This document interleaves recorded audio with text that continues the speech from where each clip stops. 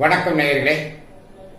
இறைவன் ஒரு நாள் பூலோகத்தில் அதிகமாக இறைவனை நினைக்கக்கூடிய கடவுள் பக்தி அதிகம் உள்ள நபர்கள் யார் என்று தேடி வர சொல்ல சில தேவதைகளை பூமிக்கு அனுப்புகிறார்.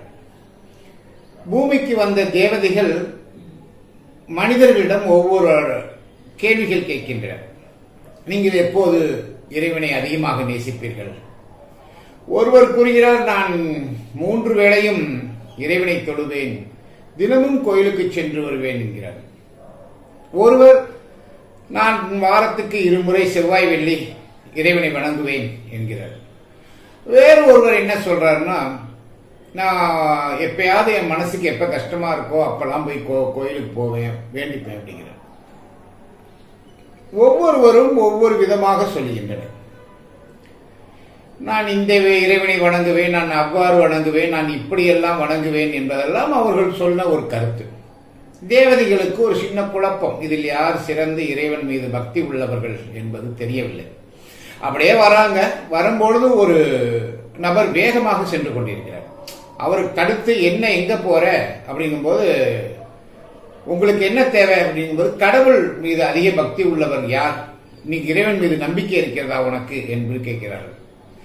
மன்னிக்கணும், அது வேகமா போனவர் சொல்றாரு, மன்னிக்கணும், நான் இறைவன் கடவுள் எல்லாம் நான் கோயிலுக்கு போனதில்லை, நான் இங்க உதவிகள் செய்வதற்கு தான் அதிக விருப்பப்படக்கூடியவன், இப்ப கூட ஒரு முடியாதவர்களுக்கு உதவி செய்வதற்காக ரொம்ப வேகமா போயிட்டு இருக்கேன், என்னை தடுக்காதீங்க, மற்றதை அப்புறம் பேசுவோம் அப்படின்னு சொல்லிட்டு அவர் மாட்டு வேகமா போயிட்டார். தேவதைகளுக்கு ஒரு சின்ன சங்கடம், என்னடா இறைவன் மீது ஒரு கவலையே இல்லாம அவர் மாட்டு போயிட்டு இருக்காரு அப்படின்னு.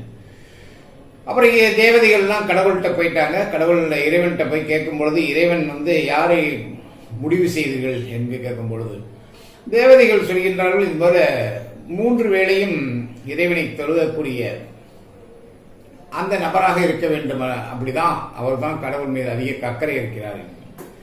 அப்ப கடவுள் சொல்கிறார், இல்லை, நான் ஒரு அவசர வேலையாக செல்கிறேன், மற்றவர்களுக்கு உதவி செய்கிறேன், வேகமா போயிட்டு இருக்கேன்னு சொன்னார் இல்லையா ஒருத்தர், நான் மற்றவங்களுக்கு உதவி செய்யறதுக்காக வேகமா போயிட்டு இருக்கேன் இல்லையா, அவர் தான் அதிகம் கடவுள் பக்தி உள்ளவர் அப்படின்னா. உடனே தேவதைகளுக்கு ஒரு சின்ன சந்தேகம், என்ன இது இப்படி சொல்றீங்க அப்படின்னு.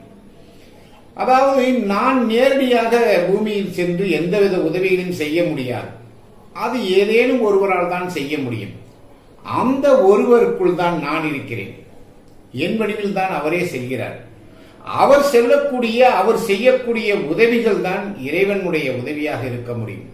அந்த உதவி பெற்றவர்களுக்கு, அந்த உதவியை பெறார்கள் இல்லையா, அவங்களுக்கு அந்த உதவி செய்தவர்கள் தான் இறைவனாக இருக்க முடியும். நான் கூட அந்த இடத்துல இருக்க முடியாது. அந்த அவசர காலத்தில், அவசர தேவை, ரொம்ப தேவையான நேரத்தில் செய்யக்கூடிய உதவி செய்யக்கூடியவர்கள் தான் இறைவனாக இருப்பார்கள். எனவே இறைவனாக மாறக்கூடிய அந்த நபர்கள் தான், அந்த சேவை செய்ய உதவி செய்ய போகிறார்களா, அவங்க தான் அதிக இறை பக்தியும் இறை நம்பிக்கையும் அல்லது இறைவனாகவே இருக்கக்கூடியவர்கள் என்று சொல்கிறார்.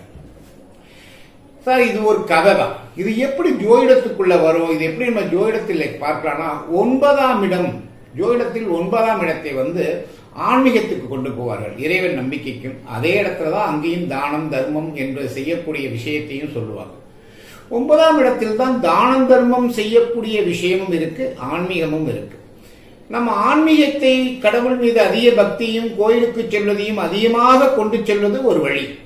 அதே நேரத்தில் மற்றவர்களுக்கு உதவி செய்தல் அல்லது தானம் தர்மங்கள், தர்மம் என்றால் பணமா தான் செய்யணுங்கிற அவசியமே இல்லை, செயலாக கூட செய்யலாம். ஒருத்தங்களை பார்த்து அழகாக சிரித்து பேசி மனமகிழ வைத்தாலே போதும். எத்தனையோ பேர் மன கஷ்டத்தில் இருக்கவங்களுக்கு ஒரு மன மகிழ்ச்சியான வார்த்தை கிடைத்தால் கூட போதும், அந்த உதவி கூட அந்த 9ஆம் இடத்தை சார்ந்ததாக போகும், அவர்கள் அந்த செய்யக்கூடிய உதவி.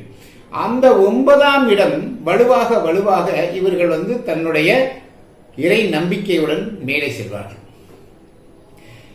லக்னமும் 9ஆம் இடமும் வலுவாக இருந்தால் அவர்கள் எண்ணங்கள் எப்போதுமே உதவி செய்வதாகவோ அல்லது ஆன்மீகத்தின் மீது நாட்டம் கொண்டதாகவோ இருக்கலாம்.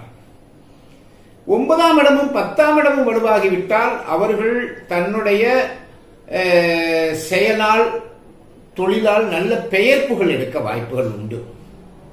9ஆம் இடமும் 11ஆம் இடமும் வலுவாகிவிட்டால் இவர்கள் செய்கின்ற காரியங்களால் ஒரு சிலர் பேரை நீங்க பார்த்திருப்பீங்க, சேவை செய்வது போல செய்து கொண்டு சம்பாதிப்பார்கள், நிறைய சம்பாதிப்பார்கள் இல்லையா?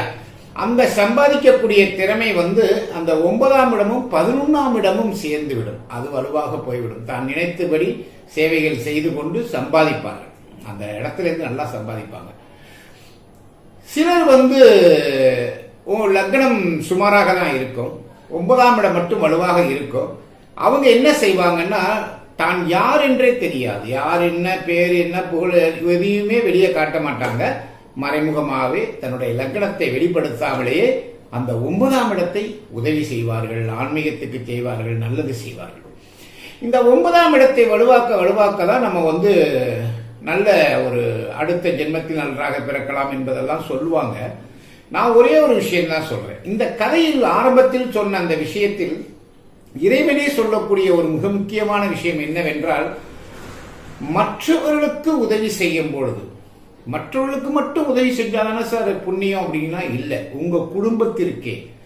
கர்ம யோகம் சொல்லக்கூடிய அந்த வார்த்தையை நல்லா ஞாபகம் வச்சுக்கிட்டீங்கன்னா, தன் குடும்பத்திற்கு, மனைவிக்கு, தன் குழந்தைகளுக்கு தன் கடமையை செய்பவர்கள், அதுவே ஒரு சேவைதான். தன் குடும்பத்திற்கு செய்வதும் ஒரு சேவைதான். அந்த சேவையை சரியாக செய்பவர்களும், சரியானபடி செய்பவர்களும் 9ஆம் இடத்தை வலுவாக கொண்டவர்கள்தான். நன்றி, வணக்கம்.